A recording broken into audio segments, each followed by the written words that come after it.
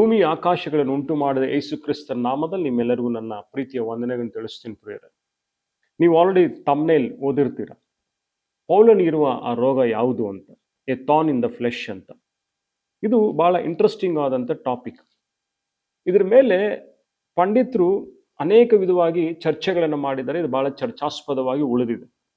ಹಾಗಾಗಿ ಆ ಥಾರ್ನ್ ಅಂದರೆ ಏನು, ಪೌಲನ್ ಹೇಳಿದ ಆ ಮುಳ್ಳು ಯಾವುದು, ತನ್ನ ಶರೀರದಲ್ಲಿದ್ದ ಆ ಮುಳ್ಳನ್ನು ಕುರಿತು ಏನು ಹೇಳಿಕೊಂಡಿದ್ದಾನೆ, ಬೈಬಲಲ್ಲಿ ಅದ್ರ ಕುರಿತಾದಂಥ ಆಧಾರಗಳಿದೆಯಾ, ಇಲ್ಲ ಒಂದು ವೇಳೆ ಹೊರಗಡಿನ ಎಕ್ಸ್ಟರ್ನಲ್ ಸೋರ್ಸಸ್ಸಿಂದ ಯಾವುದಾದ್ರೂ ಒಂದು ಇಂಟರ್ಪ್ರಿಟೇಷನ್ಸ್ ಇದೆಯಾ ಅನ್ನೋದನ್ನು ನಾವು ನೋಡೋಣ. ನಿಮ್ಮೆಲ್ಲರ ಗಮನವನ್ನು ನಾನು 2 ಕೊರಿಂಥಿ ಪತ್ರಿಕೆಗೆ ತಿರುಗಿಸ್ಲಿಕ್ಕೆ ಇಷ್ಟಪಡ್ತೀನಿ. 2 ಕೊರಿಂಥಿ ಪತ್ರಿಕೆಯಲ್ಲಿ ನಮಗೆಲ್ಲರಿಗೂ ಪರಿಚಯವಾದಂಥ 12ನೇ ಅಧ್ಯಾಯದ 7ನೇ ವಚನ. ಅಲ್ಲಿ ಈ ರೀತಿಯಾಗಿ ಹೇಳಲ್ಪಟ್ಟಿದೆ, ಏನಂತ, and lest I should be exalted above measure by the abundance of the revelation, a thorn in the flesh was given to me ಅಂತ ಹೇಳ್ತಾರೆ. ಶರೀರದ ಒಂದು ಮುಳ್ಳು ನನಗೆ ಕೊಡಲ್ಪಟ್ಟಿದೆ ಅಂತ ಹೇಳ್ತಾರೆ. ನಾವು ಅದನ್ನೇ ಕನ್ನಡಕ್ಕೆ ನೋಡಿದ್ದೆ ಆದರೆ ಇಲ್ಲಿ 7ನೇ ವಚನದಲ್ಲಿ ಏನು ಹೇಳುತ್ತೆ ಅಂದರೆ, ನಾನು ನನ್ನನ್ನು ಅತಿಶಯವಾಗಿ ಹೆಚ್ಚಿಸಿಕೊಳ್ಳಬಾರದೆಂದು ಒಂದು ಶೂಲ ನನ್ನ ಶರೀರದಲ್ಲಿ ನಾಟಿದೆಯೋ ಎಂಬಂತೆ ಅಂತ ಹೇಳ್ತಾನೆ. ಶೂಲ ಅಂತ ಬರೆಯಲ್ಪಟ್ಟಿದೆ. ಅದರ ರೈಟ್ ಟ್ರಾನ್ಸ್ಲೇಷನ್ ಥಾರ್ನ್, ಮುಳ್ಳು ಅಂತ. ಹಾಗಾದರೆ ಈ ಮುಳ್ಳು ಏನು, ಯಾವ ರೀತಿ ಇದನ್ನು ನಾವು ಇಂಟರ್ಪ್ರಿಟ್ ಮಾಡ್ಕೋಬೇಕು ಅನ್ನೋದನ್ನ ಗಮನಾರ್ಹವಾದದ್ದು. ಆದರೆ ಕೆಲವು ಇಂಟರ್ಪ್ರಿಟೇಷನ್ ನಿಮ್ಮ ಮುಂದೆ ನಾನು ತರಲಿಕ್ಕೆ ಇಷ್ಟಪಡ್ತೇನೆ. ವಿಶೇಷವಾಗಿ ನಾನು ಇದೇ ವಾಕ್ಯದ ಬೆಳಕಿನಲ್ಲಿ ಏನು ಅನ್ನೋದನ್ನು ಗಮನಿಸೋಣ. ಗಲಾತ್ಯರ ಬರೆದ ಪತ್ರಿಕೆ 4ನೇ ಅಧ್ಯಾಯ 14ನೇ ವಚನವನ್ನು ನಾವು ಗಮನಿಸೋಣ. 14ನೇ ವಚನದಲ್ಲಿ ಈ ರೀತಿ ಬರೆಯಲ್ಪಟ್ಟಿದೆ, ಏನಂತ, and my trial which was in my flesh and you did not despise or reject ಅಂತ ಹೇಳುತ್ತೆ.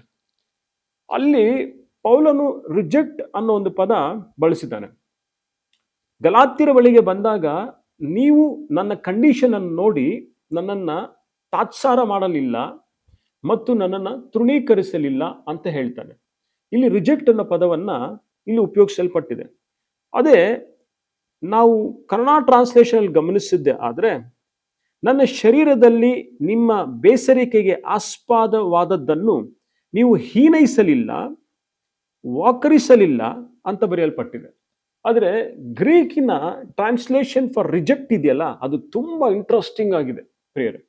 ಏನು ಅಂದರೆ ಅಲ್ಲಿ ಗ್ರೀಕಿನ ಉಪಯೋಗಿಸಿದ ಪದ ಏನು ಗೊತ್ತಾ, ಯಕ್ ಟಿಯೋ ಅಂತ. ಅಂದರೆ ಯಕ್ ಟಿಯೋ ಅನ್ನೋದನ್ನ ನೀವು ಸ್ಕ್ರೀನ್ ಮೇಲೆ ನೋಡ್ಬೋದು. ಇದರ ಅರ್ಥ ಏನು ಅಂದರೆ ಟು ಸ್ಪಿಟ್ ಔಟ್ ಅಂತ, ಥೂ ಅಂತ ಉಗಿಯುವಂಥದ್ದು. ಏನಕ್ಕೆ ಉಗಿತಾರೆ ಅಂದರೆ, ಒಂದು ಮೂರ್ಛೆ ರೋಗ ಇರುವಂಥ ವ್ಯಕ್ತಿಯನ್ನ ನೋಡಿದಾಗ ಆಗಿನ ಕಾಲಘಟ್ಟದಲ್ಲಿ ಅವನನ್ನ ನೋಡಿದ ತಕ್ಷಣ ಥೂ ಅಂತ ಉಗಿತಾರೆ, ಸ್ಪಿಟ್ ಔಟ್ ಮಾಡ್ತಾರೆ. ಏನಕ್ಕೆ ಅಂದರೆ ಅವನಲ್ಲಿರುವಂಥ ಆತ್ಮವು, ಅವನಲ್ಲಿರುವಂಥ ಈವಲ್ ಸ್ಪಿರಿಟು ನಮ್ಮ ಮೇಲೆ ಎಲ್ಲಿ ಬಂದುಬಿಡುತ್ತೋ, ನಮ್ಮ ಮೇಲೆ ಎಲ್ಲಿ ಅದು ಆಕ್ರಮಣ ಮಾಡಿ ನಮ್ಮ ಒಳಗಡೆ ಸೇರ್ಕೊಂಡ್ಬಿಡುತ್ತೋ ಅನ್ನೋ ಒಂದು ಆಲೋಚನೆಯಲ್ಲಿ, ಆ ಒಂದು ಕಾಷನಲ್ಲಿ ಅವ್ರೇನು ಮಾಡ್ತಾರೆ ಅಂದರೆ ನೋಡಿದ್ರೆ ಉಗಿತಾ ಇದ್ರು. ಹಾಗಾಗಿ ಈ ವಿಷಯವನ್ನು ಇಟ್ಟುಕೊಂಡು ಬೈಬಲ್ ಪಂಡಿತರು ಹೇಳ್ತಾರೆ, ಆ ಬ್ಯಾಕ್ಗ್ರೌಂಡ್ನ ವಿಷಯದಲ್ಲಿ ಗಲಾತ್ಯರ ಬಳಿಯಲ್ಲಿ ಪೌಲನು ರಿಜೆಕ್ಟ್ ಅಂತ ಹೇಳಿದಂಥ ಪದಕ್ಕೆ ಬಹುಶಃ ಪೌಲನಿಗೆ ಮೂರ್ಛೆ ರೋಗ ಇರ್ಬೋದು, ಎಪಿಲೆಪ್ಸಿ ಇರ್ಬೋದು ಅಂತ ಹೇಳ್ತಾರೆ. ಹಾಗಾದರೆ ಈ ವಾಕ್ಯದ ಬೆಳಕಿನಲ್ಲಿ ನಾವು ಪೌಲನಿಗೆ ಎಪಿಲೆಪ್ಸಿ ಇದೆ ಅಂತ ಅನ್ಕೋಬೇಕಾ? ಯಾಕಂದ್ರೆ ಅಲ್ಲಿ ಡೈರೆಕ್ಟ್ ಆದಂಥ ಯಾವುದು ಪದನೂ ಇಲ್ಲ, ಇಂಪ್ಲಿಕೇಶನ್ಸು ಇಲ್ಲ ಡ್ರಾ ಮಾಡ್ಕೊಳ್ಳೋಕ್ಕೆ.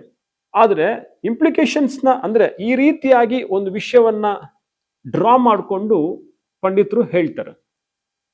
ಹಾಗಾದರೆ ಪೌಲನಿಗೆ ಎಪಿಲೆಪ್ಸಿ ಇತ್ತಾ ಅನ್ನೋದು ಗಮನಾರ್ಹವಾದದ್ದು ಈ ವಾಕ್ಯದ ಬೆಳಕಿನಲ್ಲಿ. ಎರಡನೇದು, ಪೌಲನಿಗೆ ಕಣ್ಣಿನ ಪ್ರಾಬ್ಲಮ್ ಇತ್ತು ಅಂತ ಹೇಳ್ತಾರೆ. ಈ ಆಪ್ಥಾಲ್ಮಜಿ ಅಂತ ನಾವು ಡಿಪಾರ್ಟ್ಮೆಂಟ್ ನೋಡಿರ್ತೀವಿ ನಮ್ಮ ಹಾಸ್ಪಿಟಲ್ಸಲ್ಲಿ. ಈ ಆಪ್ಥಾಲ್ಮೋಸ್ ಅನ್ನೋ ಒಂದು ಗ್ರೀಕಿನಿಂದನೇ ಆ ಆಪ್ಥಾಲ್ಮಜಿ ಬಂದಿರೋದು. ಈ ಆಪ್ಥಾಲ್ಮೋಸ್ ಅಂದರೆ ಕಣ್ಣು, ಅದಕ್ಕೆ ಸಂಬಂಧಪಟ್ಟದ್ದು. ಹಾಗಾಗಿ ಪೌಲನ್ ಹೇಳ್ತಾನೆ, ಗಲಾತ್ಯರ ಬರೆದ ಪತ್ರಿಕೆ 6ನೇ ಅಧ್ಯಾಯ 11ನೇ ವಚನದಲ್ಲಿ ಈ ರೀತಿಯಲ್ಲಿ ಹೇಳ್ತಾನೆ. ಏನು ಹೇಳ್ತಾನೆ? See with the large letters I have written to you with my own hands ಅಂತ ಹೇಳ್ತಾನೆ. ಏನಕ್ಕೆ ಪೌಲನು ಲಾರ್ಜ್ ಲೆಟರ್ಸ್ ಅಲ್ಲಿ ಬರಿಬೇಕು? ನಾರ್ಮಲ್ ಆಗಿ ಎಲ್ಲಾ ಪತ್ರಿಕೆಗಳಲ್ಲೂ ತನ್ನ ಪದಗಳನ್ನ ಬರ್ಕೊಂಡು ಹೋಗಿರ್ತಾನೆ. ಅದೇ ಇಲ್ಲಿ ಮಾತ್ರ ನೋಡು ನಾನು ಲಾರ್ಜ್ ಲೆಟರ್ಸ್ ಅಲ್ಲಿ ಬರೆದಿದ್ದೀನಿ ಅಂತ ಹೇಳ್ತಾನೆ. ಈ ವಾಕ್ಯದ ಬೆಳಕಿನಲ್ಲಿ ಬೈಬಲ್ ಪಂಡಿತರು ಹೇಳ್ತಾರೆ ಪೌಲನ್ಗೆ ಕಣ್ಣಿನ ಪ್ರಾಬ್ಲಮ್ ಇರಬೇಕು ಅಂತ ಹೇಳ್ತಾರೆ. ಆಗ ಕಣ್ಣಿನ ಪ್ರಾಬ್ಲಮ್ ಇದೆ ಅಂತ ಹೇಳುವಾಗ 6ನೇ ಅಧ್ಯಾಯದ ಅದೇ ಕನ್ನಡದ ಟ್ರಾನ್ಸ್ಲೇಷನ್ ನಾವು ಗಮನಿಸಿದ್ದೆ. ಆದ್ರೆ ಅಲ್ಲೊಂದು ಮಾತು ಹೇಳ್ತಾನೆ, ಇಗೋ ಸ್ವಂತ ಕೈಯಿಂದ ಎಂತ ದೊಡ್ಡ ಅಕ್ಷರಗಳಲ್ಲಿ ನಿಮಗೆ ಬರೆಯುತ್ತಾ ಇದ್ದೇನೆ ಅಂತ ಹೇಳ್ತಾನೆ. ದೊಡ್ಡ ಅಕ್ಷರಗಳಲ್ಲಿ ಬರೆದಿದ್ದಾನೆ ಅಂತ ಹೇಳ್ತಾರೆ. ಹಾಗಾಗಿ ದೊಡ್ಡ ಅಕ್ಷರದಲ್ಲಿ ಬರೆದಿದ್ದು ಏನಕ್ಕೆ ಅಂತ ಅವರು ಚರ್ಚಾಸ್ಪದವಾಗಿ ವಿಷಯವನ್ನು ಇಡ್ತಾರೆ. ಮತ್ತೆ ನೀವು ಅದೇ ಗಮನಿಸಿದ್ದೆ ಆದ್ರೆ 4ನೇ ಅಧ್ಯಾಯದಲ್ಲಿ 15ನೇ ವಚನದಲ್ಲಿ ಈ ರೀತಿ ಬರೆಯಲ್ಪಟ್ಟು ಏನು, what then was the blessing you enjoyed for, I bear you witness that I possible you would have plucked out your own eyes and given them to me ಅಂತ ಹೇಳ್ತಾರೆ. ನಿಮ್ಮ ಕಣ್ಣೇ ನನಗೋಸ್ಕರ ಕಿತ್ತುಕೊಡುವಷ್ಟು ಮಟ್ಟಕ್ಕೆ ನೀವು ಅಷ್ಟು ಚೆನ್ನಾಗಿ ನನ್ನನ್ನು ಪ್ರೀತಿಸಿದ್ರಿ ಅಂತ ಹೇಳ್ತಾನೆ. ಹಾಗಾಗಿ ಈ ವಾಕ್ಯದ ಅಡಿಯಲ್ಲೂ ಪೌಲನ್ ಯಾಕೆ ಕಣ್ಣಿನ ಕುರಿತು ಅಲ್ಲಿ ಮಾತಾಡಿದ್ದಾನೆ? ಯಾಕಂದ್ರೆ ಪೌಲನಿಗೆ ಆ ಕಣ್ಣು ಕಿತ್ತುಕೊಡಬೇಕು ಅನ್ನುವಾಗ ತನಗೂ ಗೊತ್ತಿತ್ತೇನೋ ಈ ಕಣ್ಣಿನ ಪ್ರಾಬ್ಲಮ್ ವಿಷಯ, ಹಾಗಾಗಿ ಇದನ್ನು ಇಂಡೈರೆಕ್ಟ್ ಆಗಿ ಹೇಳಿದ್ದಾನೆ ಅಂತ ಹೇಳ್ತಾರೆ. ಇದನ್ನೇ ನೀವು ಕನ್ನಡದ ಟ್ರಾನ್ಸ್ಲೇಷನ್ ತಗೊಂಡಿದ್ದೆ. ಆದ್ರೆ 4ನೇ ಅಧ್ಯಾಯದ 15ನೇ ವಚನದಲ್ಲಿ ಹೇಳ್ತಾನೆ, ಆಗ ನಮಗೆ ಶುಭವಾಯಿತೆಂದು ನೀವು ಅಂದುಕೊಂಡಿರಲ್ಲ, ಆ ಶುಭವು ಎಲ್ಲಿ ಹೋಯಿತು?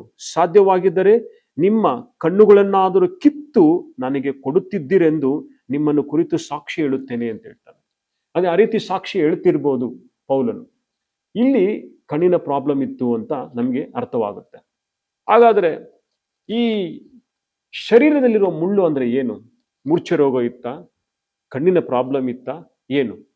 ಅದು ಬೈಬಲ್ ಪಂಡಿತರ ಮತ್ತೆ ಗ್ರೀಕ್ನ ಟ್ರಾನ್ಸ್ಲೇಷನ್ ಅಲ್ಲಿ ಈ ರೀತಿ ನಾವು ಅದನ್ನ ಅರ್ಥ ಮಾಡ್ಕೋಬಹುದು.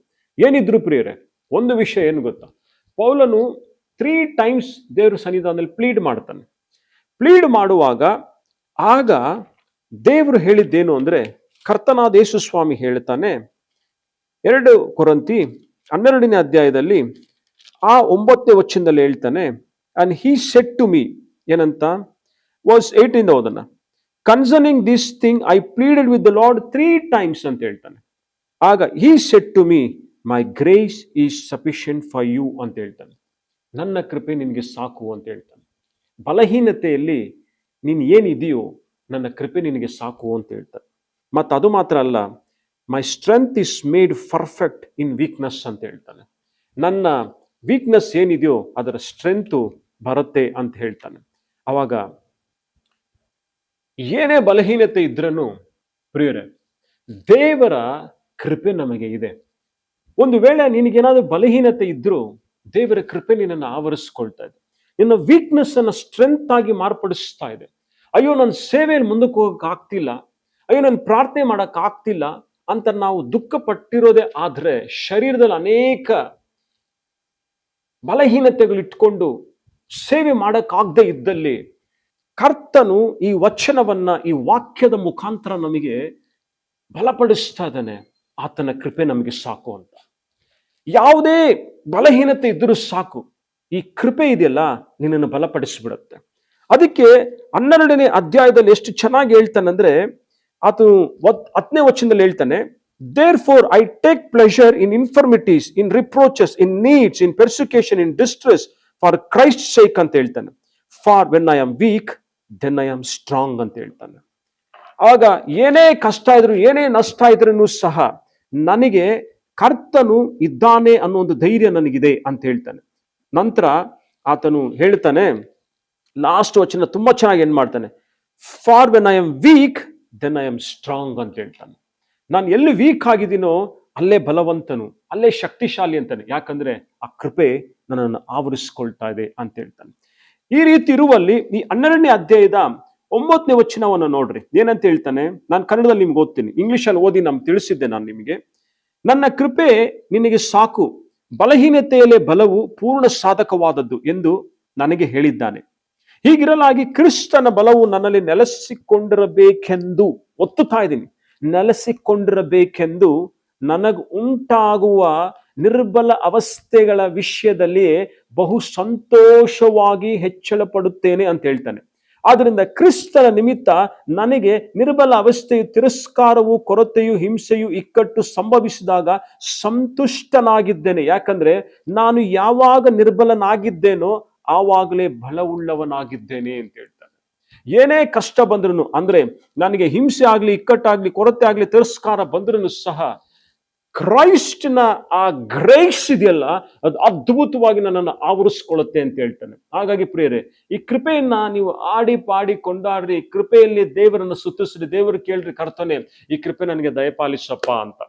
ಈ ಕೃಪೆ ದಯಪಾಲಿಸ್ತಿರುವಲ್ಲಿ ದೇವರು ನಿಮ್ಮ ಬಲಹೀನತೆಯಲ್ಲಿ ಒಂದು ಬಲವನ್ನು ಕೊಡುತ್ತಾನೆ. ನೀವು ಹೋಗೋಕ್ಕಾಗದ ಜಾಗದಲ್ಲಿ ದೇವರು ಕರ್ಕೊಂಡು ಹೋಗ್ತಾನೆ. ಅಯ್ಯೋ ನನ್ನ ಕೈಯಲ್ಲಿ ಆಗಲ್ಲ ಅಂತಿರ್ಬೇಕಾದ ದೇವರು ಅದನ್ನ ಆಗೋ ರೀತಿ ಮಾಡ್ತಾನೆ. ಯಾಕಂದ್ರೆ for with god nothing is impossible. ಕರ್ತನಿಗೆ ಅಸಾಧ್ಯವಾದದ್ದು ಒಂದು ಇಲ್ಲ.